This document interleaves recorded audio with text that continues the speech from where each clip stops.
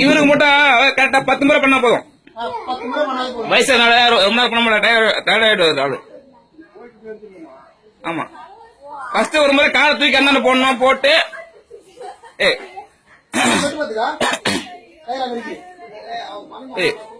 10 முறை பண்ணோம்.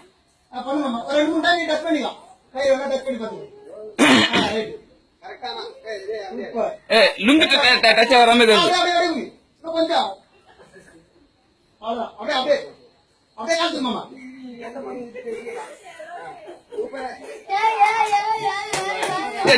டச் ஆகிற மாதிரி